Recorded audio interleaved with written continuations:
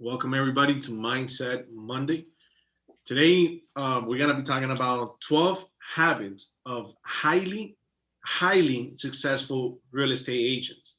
So I hope you're ready to take some notes because we're gonna go fairly quick through all these 12 habits of successful real estate agents. But you already have your goals. You already have targets in place of how to reach these goals. But if you don't have the right habits in place, then it'll be difficult to reach a lot of those goals. So today we're gonna focus on that. The habits, what it takes to be able to reach your goals for 2021. And let's start right away. Because if you really like what you do, you'll never stop looking for new ways to improve. You can't just go through the motions and do things the same way if you want to be the best that you can be. We cannot continue doing the same ways that we did last year or even last week. So, what does it take to be able to be really successful in this business? So, let's go right in because once you start to implement this habits, this 12 habits, and these tips that I'm going to give you today into your own business and you tweak into your own personal routine and lifestyle, you will start to see some positive changes in your career. So let's start with number one: invest in yourself and in your business. What does that mean? Well, this means that you need to invest time and money if necessary. How much extra time do you not take advantage of when you're driving or working out or doing mindless tasks like doing dishes, laundry around the house or cleaning? Instead, you could be researching or listening to audio podcasts. How many of you do that? Learning and developing your skills and knowledge each single day will go a really long way.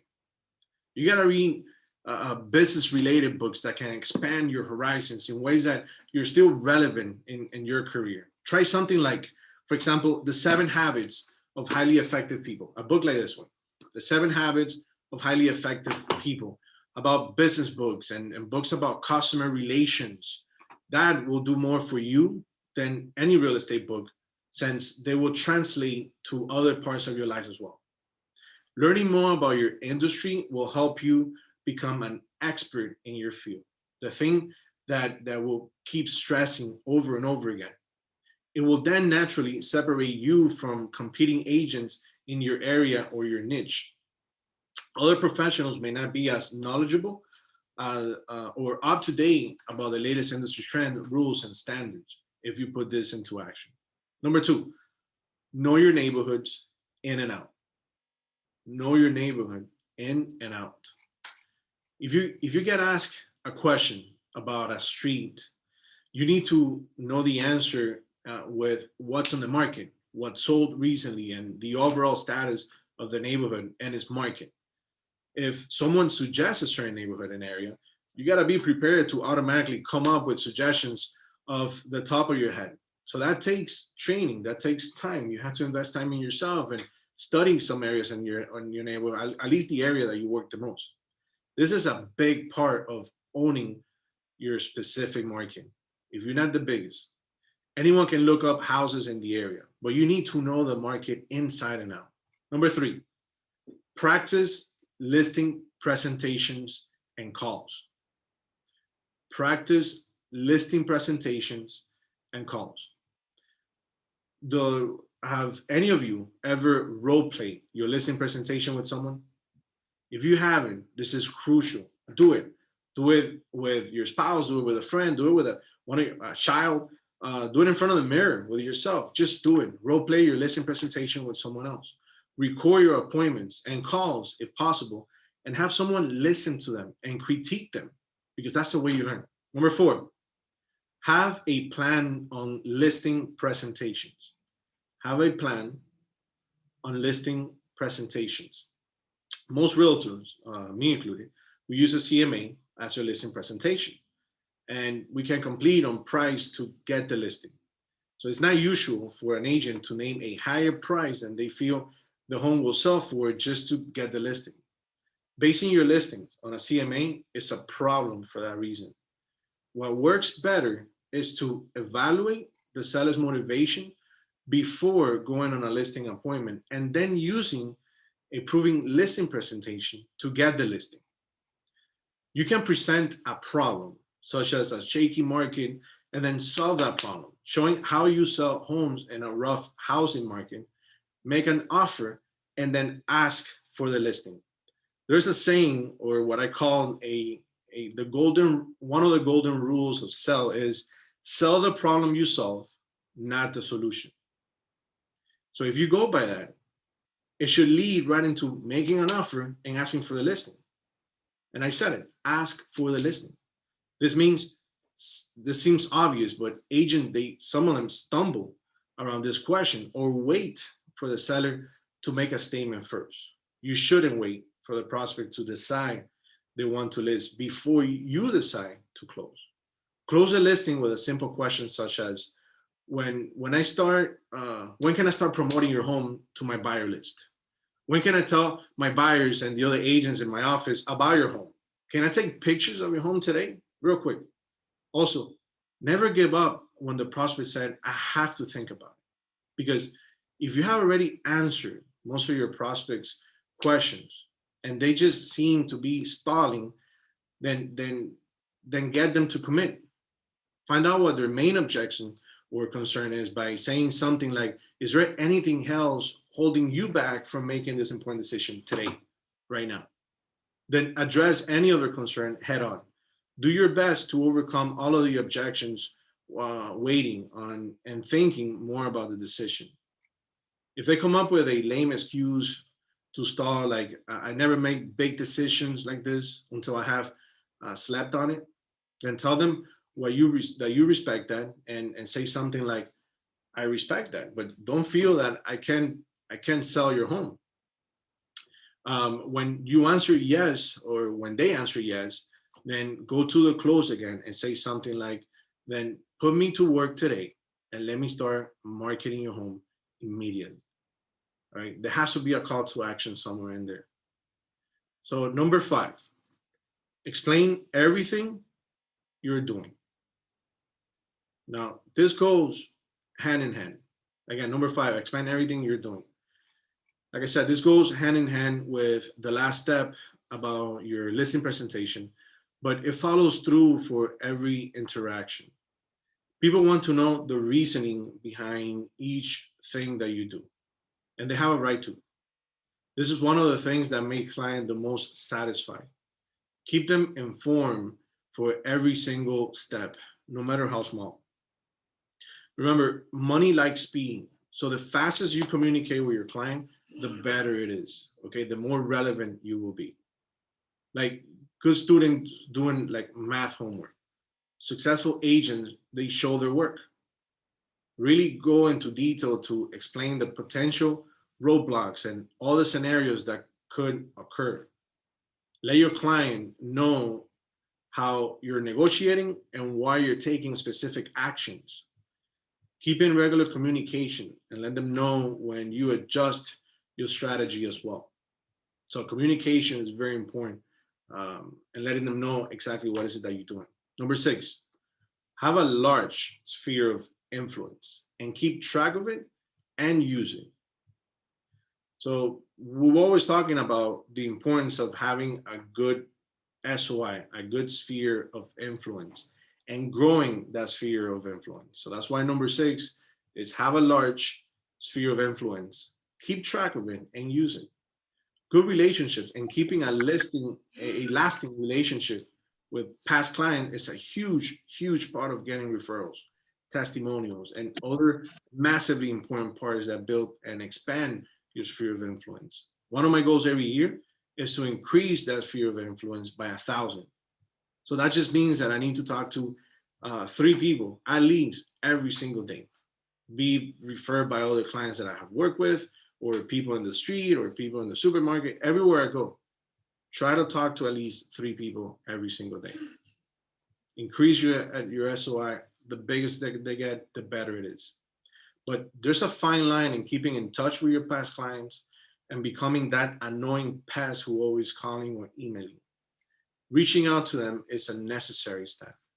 Any online or print type of marketing that you do will not appeal or apply to them the majority of the time. If you call them or email them, ask them real estate questions. See if there's anything they wish that they had known. See what their favorite parts of the new home are. The point of this question is to drive the conversation and learn anything that you can do differently. You can ask for a referral, preferably at the end of the call, but it can be the main basis of the phone call. You cannot just call them and ask for the referral up front. You have to think of it as a relationship building phone call. Now, this type of relationship building phone calls will go a long, long way. Calling them up and asking for the referral are the main objectives, which is going to shut them off and not want to talk to you. All clients are just part of this pie. You should know the best contractors, appraisers, lenders, insurance providers in the business. Your job is to create like a hub or a group of professionals that can advise and assist with anything real estate related or home related. Because they might call you for something else. Let's say that they will have an insurance renewal coming up, but you can provide that context to them. So having like a hub or a group of professionals will help you as well. If you don't have one, we have a list of vendors that you can use, and you can use it as your own. You can find it in Back Agent. If you don't know how to find it in Back Agent, feel free to reach out to us. We'll help you we'll walk you through it. But there's a list available for you. And if you don't, there's always a way to contact me, any of the offices, and we'll provide you a list of vendors that you can use as well. Number 7, have a morning routine. Have a morning routine. Every good agent have a successful morning routine that they get into work or when they get into work. The structure should spill into the rest of your day, and you need to plan your time out the best way you can.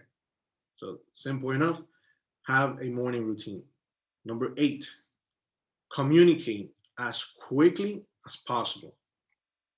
Clients hate when they don't get a call back in a decent time frame. It's certainly understandable. We all feel that way. So find out the best ways that they want to get in touch, that they want you to get in touch with them, and provide a reasonable timeline so they know when they can anticipate a response from you. Anything over 24 hours, it's really unacceptable. So find out what's the best way to communicate with them. The most successful agents, they return calls and emails promptly. They get a lead and follow up immediately. I would say the first 5 minutes, let's say you get a lead today, the first 5 minutes are crucial. Things are hot, so it's easier to help them make a decision. It's easier to follow up with them. Answering any and all questions a client or potential client may have, it's immediately is the answer. Make the call right away. They make their clients feel important, maintaining constant contact throughout the life of the transaction and after. So return the calls or emails as fast as you can. Number 9, fully utilize social media. Fully utilize social media. A part of your online presence, and a huge part of it, is conveying your life throughout different social media platforms. You need to let your clients and prospects see what your personal life is like as well. We're not robots, okay? So it's good to put in there, if you're comfortable, some of your aspects of your personal life and what you're all about. Don't hesitate to share some personal details on your business page. How you respond to any inquiries, questions, and anything online is how you're going to constantly represent the brand that you're trying to build up. In real estate, it's nearly impossible to maintain a separate personal and professional life because we breathe and live this business. Your social media accounts are a giant part of your online portrayal. Use that to help your brand thrive, okay, especially this year. Number 10, know what your customers want. Number 10, know what your customers want. Know what your customers want most and what your company does best. Focus on where those two meet. Think of it a bit like gift shopping for a friend or acquaintance. The better you know that person, the easier it is to buy them something meaningful, right? I'm sure you concur with me. But their physical characteristics are only part of that equation, right? What are their concerns or what are their fears? Money, stability, mobility, status, image. Knowing what interests them is key. People do business with people, so you can't relate a client or a lead until you know what values and ideals are important to them, right? So number 11, have decent insights about mortgages and the market. Number 11, have decent insight about mortgages and the market. Chances are your clients will ask a few leading questions. Most of the times they do this. The more information you provide, the better. You don't want to know every detail about each type of mortgage loan, but you should be able to answer basic questions about them. Now, let's say you're starting out, you're new, you're not too familiar with a lot of loan programs. So, who can you call? Well, we have an in-house lender, okay, Freedom Mortgage, Lauren Bernal. I'll be more than happy to share that info with you. But we have vendors that can help you exactly with this. We had trainings in the past on Real Estate Friday, specifically on loans. The type of loans are available: VA loans, FHA, conventional, and they're available for you. This is for you to know and know what kind of questions you should expect from leads or prospects regarding loans.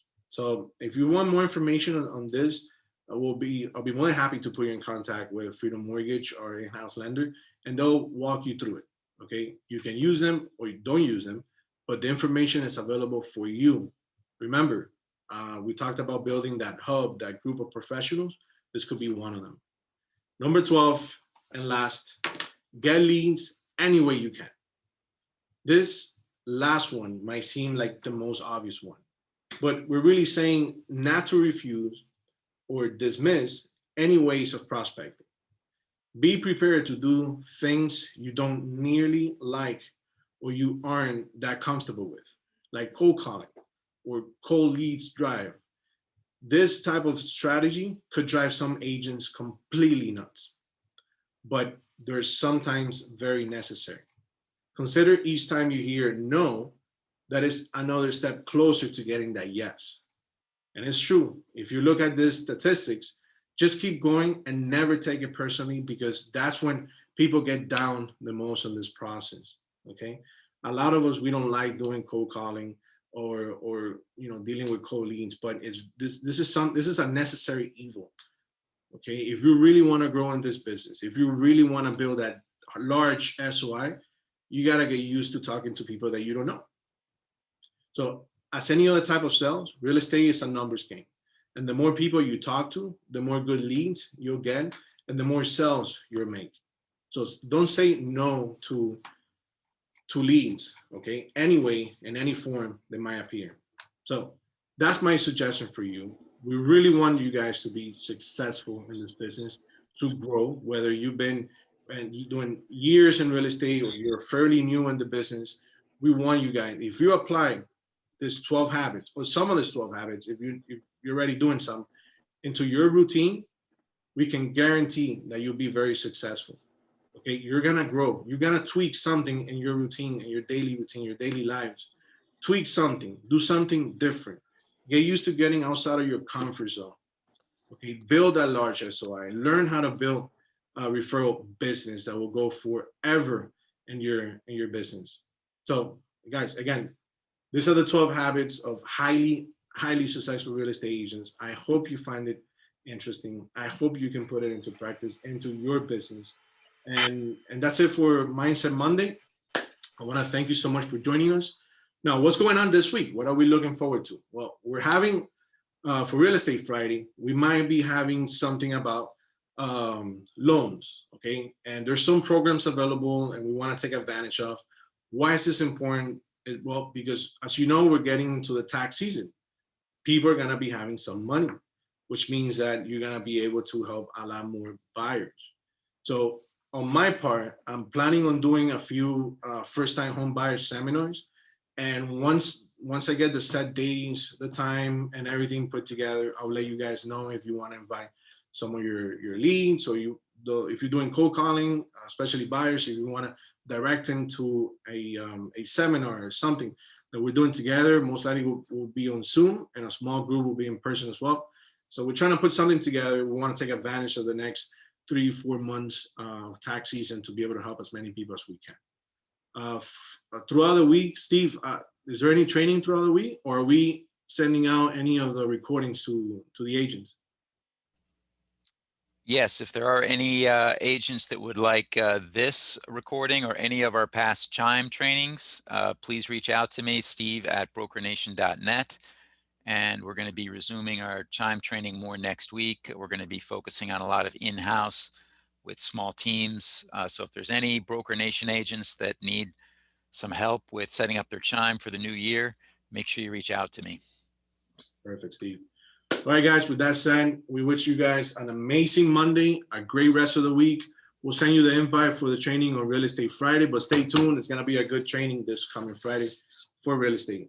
All right, guys, with that said, please be safe. I'll see you guys soon. Take care, everybody. Bye, y'all. Have a great week. Bye. Take care, Jay.